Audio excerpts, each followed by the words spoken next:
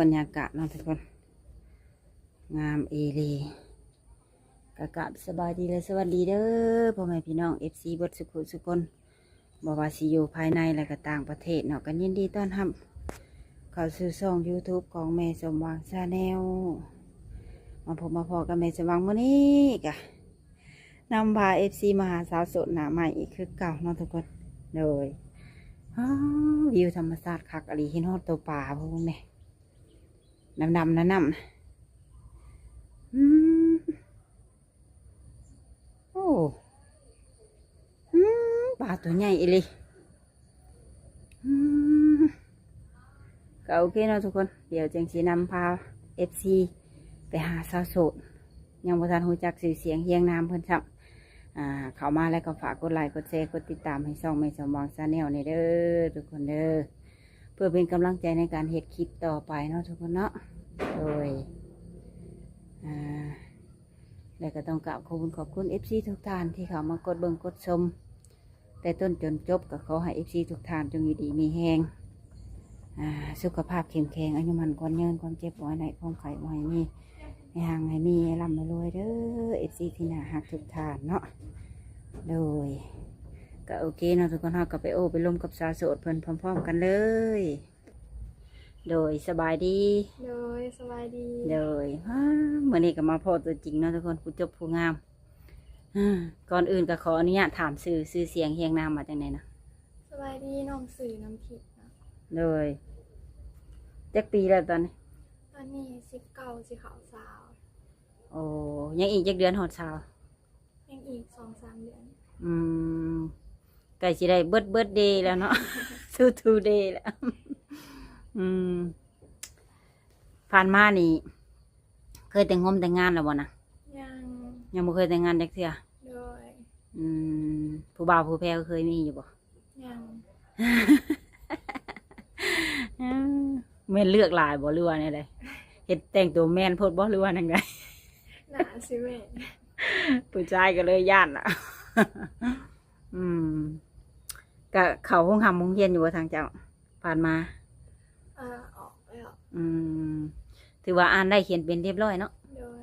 บ่มีปัญหาในการตอบแชทตอบไลน์โดยคือมื้อนี้นี่ออกมาเปิดใจหาคนคุยซื่อบ่หรือว่าหาคู่ชีวิตหาคนคุยลองคุยเบิ่งหาคนคุยซะก่อนเนาะคุยถึกใจนี่ก็จังคบเป็นสู้เป็นแฟนว่าเป็นสิว่าคุยซื่อๆนะเนาะ คุยถึกใจแล้วก็เปลี่ยนสถานะเป็นแฟนมีสเปคตั้งไว้อยู่บ่ก็บ่มีแบบใดก็ได้อยู่นำเราสบายใจเอาที่สบายใจเนาะภูมิห่างได้เสียสูงต่ำดำขาวได้เบิดมักคนสูงกว่าทางเจ้าเองนี่สูงเท่าไหร่ประมาณ1.60-1.70นี่แหละพอได้แท้ประมาณ1.65เนาะคนว่าเบิ่งเจ้าเนาะอยากได้คนสูงกว่าเอาอายุประมาณจักปีกะวะอายุประมาณ30ขึ้นไปก็ได้ขึ้นไปหาจักปีขึ้นไปหา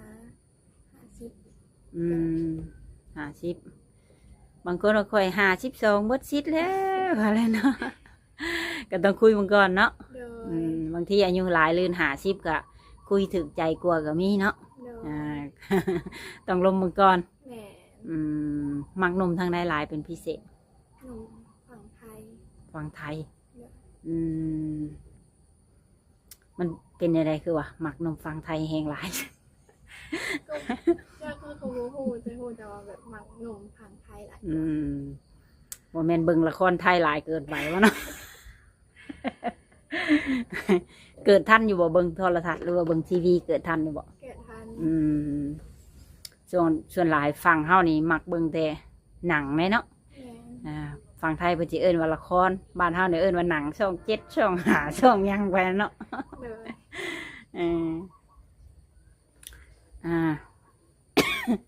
ถามว่าเพิ่นเป็นพ่อห้างนางหมายได้เสียนางรับได้อยู่บ่โดยหักได้เจ้าเป็นผู้สาวมันได้ขอเพียงเพิ่นลูกเพิ่นบ่ติเฮาเนาะ โดยแม่ คันเอานี่อยากให้เพิ่นมาอยู่น้ำเจ้าบ่รู้ว่าเจ้าสามารถไปอยู่น้ำเพิ่นได้เขาสามารถไปอยู่ในเพื่อนได้โอ้ สามารถไปอยู่น้ำเพิ่นได้เนาะ โดย ก็ถือว่าสึกใจหนุ่มไทยอยู่ได้แบบนี้เพราะว่าเพิ่นมีเวียกมีงานเนาะอยู่ทางฝั่งนั้น โดย คันมาพี่แบบสีแบบบ่อยังมีปานใดเนาะ ทางเจ้าซุมื้อนี้เฮ็ดเวียกเฮ็ดงานหยังซั่นนะ บริเหตุเวียนอย่างอยู่เอาเนาะ อ๋อน้องน้อยอีหลี แม่น้อยอันนี้ลูกมาสาว อืม ห่างกัน3-4 เดือน โอฮาก็เกิด แม่ อืมทางเจ้าเองนี่พ่อแม่ก็ยังเบิดบ่ โดยยัง มีอ้ายเอาน้องคิงจักคนจ้ะ มีอ้าย2 คนเอื้อยคนหนึง เอาเป็น4คน โดย แสดงว่าเจ้าเป็นลูกหล่ะ แม่ โอ้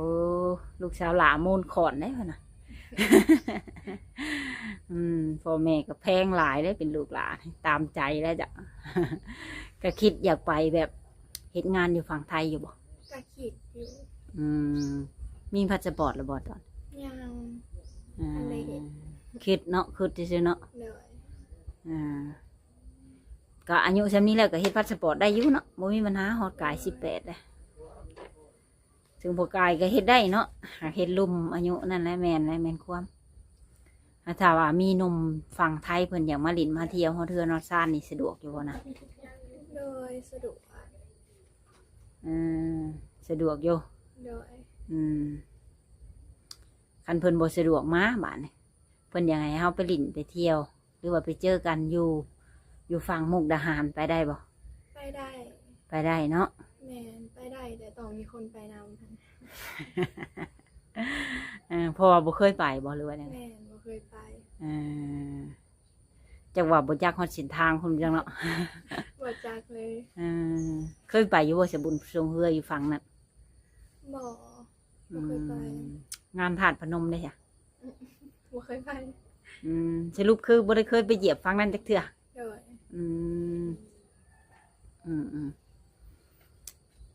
เนาะ บ่เคยไป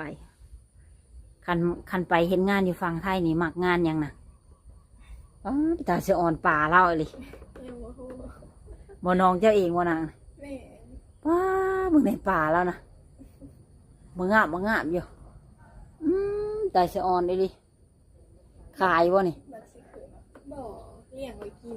เลี้ยงไว้กินนี่ซื่อ แม่น ยันว่าเอาขึ้นมาขายเป็นโลแบบนี้แม่นเบิด2น้องบ่ มีแต่น้องนี่แหละน้องเฮา น้องนั่นเด้ค่ะ น้องนั่นกับน้องน่ะสาว น้องในสาว แม่น อายุใกล้กันเนาะ โดย อันดินเจ้าในแม่นห่อเบิดแถวนี้ แม่น อ่า ไหลน้องไป อันหัวแถวอ้อมน้องในแม่นเบิดเนาะ แม่น มีธรรมศาสตร์กกเผาแล้วเอาโบมีหมางเนาะกกเผานะ น้องพาบ่มีหมา สงสัยเป็นหลักปีนขึ้นกินเรื่อย กันว่าFCมาลินมาเที่ยวกันลินอยู่กระท่อมมันน้ำกลางน้ำนี่ก็คักปัญญังเนาะ โดย อยู่ธรรมศาสตร์คักกับเพิ่นปลูกเพื่อนอยู่น้ำทุกคน เดือนนี้ก็ท่านได้เห็นแล้ว ปลูกได้จักปีแล้วนี่นะ 2-3 ปีแล้ว เห็ดบนนางลินเนาะเหมาะปันยังเลี้ยงปลาก็มีแต่ตัวบักใหญ่อ๋อมื้อนี้เป็นยังปลาคือขึ้นหลายอะไรนี่ไหม นั่นแหละมันขึ้นมาหลินน้ำ ฝนสิตกบ่เรือจังไดมีแต่ผู้อยู่ตอนค่อยขึ้นมาทวิตน่ะเห็นตัวเดียวบัดนี้สิเข้า20ตัวละ ขึ้นเต็มเลย กินเลื่อยอยู่บ่เนี่ย นะ กินเลื่อยอยู่บ่ โดย เลี้ยงเองกินเองเศรษฐกิจพอเพียงเนาะ โดย อืม เลี้ยหลาน เอาอาชีพหลักอยู่เพื่อนนี่เฮ็ดหยังนะเฮ็ดนาคือกันบ่ โดยเห็นนาน ได้ข่าวลายอยู่บ่ พอดีกิน นากับเพื่อนนี่ไกลกันอยู่บ่ ไก่เติบ ขี่รถจักรแล้วไปบ่ แม่ ขี่มอเตอร์ไซค์ไปข้ามห้วยบ่ บอกว่าได้ค่ะ ทางยนต์ฮอนนะก็ถือว่าสะดวกสบายอยู่เนาะ งานแถวโรงงานเฮานำหมู่ใกล้นี่ยังบ่เคยไปสมัครจักเทื่อบ่ ยัง อืมโอ้ข่อยสิอ่อนป่าจ้ะเด้อืมลืมถามเนาะนิสัยใจคอเจ้าเป็นคนแบบใดชนะใจฮ้อนบ่หรือว่าใจเย็น ใจฮอน ใจฮ้อน แม่ เออคือคันสมมุติบ่พอใจนี่แสดงออกเลย แม่ เออ เออคือว่าไปแหละหาเครียดบ่ประมาณนั้นบ่ เดิน เออบ่แม่นเงียบรุ่นนี้เนาะ บางคน เงียบเนี่ยเสียงแต่ก็เงียบไปเลย อืมจองอารมณ์ แม่ บัดนี้ถ้าสิมีหนุ่มๆมาอันนี้นี่มักมีใจใจคอแบบใดกะ หนักคนใจเย็น มักคนใจเย็น เอาอกเอาใจ เออชอบง้ออีก เดิน อ่า เตรียมเมียนว่าตัวเองงอนเนี่ยเนาะ เออถ้าสมมุติว่างอนนี่ ต้องง้อได้จังเช้าเนาะ แม่ อืมคันบ่ง้อนี่ก็ปึ๊ดอยู่หั่นแหละเนาะ เออก็ประมาณนี้นะครับถ้าว่า FC ท่านใดสนใจนี่แม่นติดต่อได้ทางใดซะนะ ทางลาย ทางไลน์ เดิน อ่าคือสะดวกอยู่ตอนนี้เนาะ เดิน อืมสามารถอันเสร็จช่วงไหนกะวะ ส่วนใดก็ได้ โอ้เห็นว่าช่วงประมาณเท่านั้นเท่านี้โมงประมาณนี้โมเมนเนาะ เดิน แล้วแต่เพิ่นสะดวก แม่ ทางเจ้านี่สะดวกตลอด เดิน อืมถ้าเพิ่นอยากโทรวิดีโอคอลได้โทรได้บ่ ได้ เพิ่นอยากเห็นหน้านะบางทีเพิ่นก็ว่าอ้ายแม่สมบังนี่เอาไลน์มาให้นี่โมเมนแล้วโมเมนตัวจริงแล้วประมาณนี้นะอยากโทรเบิ่งตัวจริงแบบนี้นะได้บ่ ได้ ได้เนาะอืมก็สามารถเปิดกล้องได้เนาะ เดิน อืมเวลาใดก็สะดวกนอนดึกอยู่บ่เลย โมเดลกัน จังโมงกะบ่ะ ประมาณ9 โมง 10 โมง อืมเขาจังสิได้กะถึกได้บ่ะบางทีเพื่อเพิ่นเลิกงานหั้นนะสำนีนอนแล้วอะละเขาอยู่หน้างามบ่พี่ ก็โมงามปานใด อืมอีแม่ก็ถามอยากได้ลูกเคยอยู่บ่ ถามอยู่ สิเท้าข้างบ้านแล้วอะไรเนาะ เอาประเทศลาวเฮานี่19นี่ก็ถือว่าอยากเป็นสาวรุ่นใหญ่เลยได้เนาะ19สาวเนาะอ่าหมู่รุ่นเดียวกันนี่ก็มีบ่ผัว ยังบ่มี ยังบ่มี เดิน แสดงว่ายังบ่เฒ่าดอกจ้ะ เคยไปอยู่บ่งานแต่งกับงานหยังก็ เคยไป ฝันหวานให้ตัวเองอะเนาะ เวลาแนมงูนะเนาะ เดิน ก็คิดว่าอยากมีตัวเองอยากมีวันนี้นะประมาณนี้เนาะ เดิน อ่า มักไปลินไปเที่ยวค่ำกลางคืนอยู่บ่ท่านเจ้าเอง โมสูโม อื สูจะไป มแต่งกินก็เป็นอยู่บ่ เป็น อาหารประเภทใด อ่า แกงหน่อไม้ แหนมแกงหน่อไม้พวกปีกอย่างประมาณนี้ อืมอยู่เฮือนนี่ก็มักกินอาหารแบบบ้านๆบ่หรือว่าได มากินอาหารแบบบ้าน แกงหน่อไม้ปลาตัวเองนี่แหละเนาะ ๆเดิน ซับไปซับมาหากแบบมันเข่าได้จ้ะข้าวเจ้าก็กินอยู่บ่ เขาเจ้าโมสูนี่กินสลัดกินแต่ข้าวเหนียว กินข้าวเจ้ามันโยบไวบ่ ชาข่อยแล้ว เห็นอัน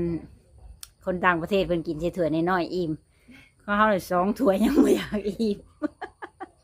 มันโยบไวคือว่าเนาะ เดิน พอเอาเห็ดเวียงหนักเด้คันกินข้าวเหนียววัดคืออิ่มเฮิงแน่เนาะอืมก็มีหยังอยากฝากถึงหนุ่มๆที่สิเข้ามาจีบอยู่บ่ เป็นผู้หูสิวันเลย อยากให้เพิ่นเข้ามาด้วยความหวังดีบ่หรือว่า ขอมาในความหวังดี อ่า จริงใจ เลยก็อยากให้มาเป็น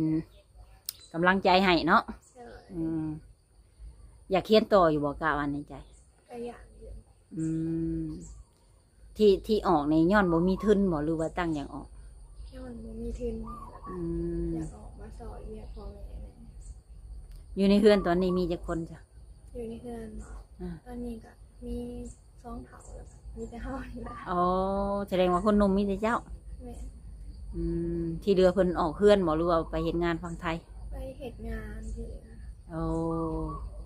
แสดงว่าตอนนี้นี่พ่อกับแม่เพิ่งเจ้าคนเดียวเนาะ โดย อ่าเฒ่าเลยบ่พ่อกับแม่ ถ้าบ่ปานใด อืมก็ยังพอเฮ็ดเวียกได้อยู่ โดย เมื่อยก็เช่ามันก็เกาะกันแก่ทั้งนั้นเลยเนาะ อาฮีพหาลูกเคยมาฝากเพิ่น ก็โอเคจะเนาะนางก็ไว้พ่อกันใหม่อีกในคลิปหน้าเนาะ โดย โดยสำหรับคลิปนี้ก็จะได้กล่าวคำว่าสบายดี โดยสบายดี โดย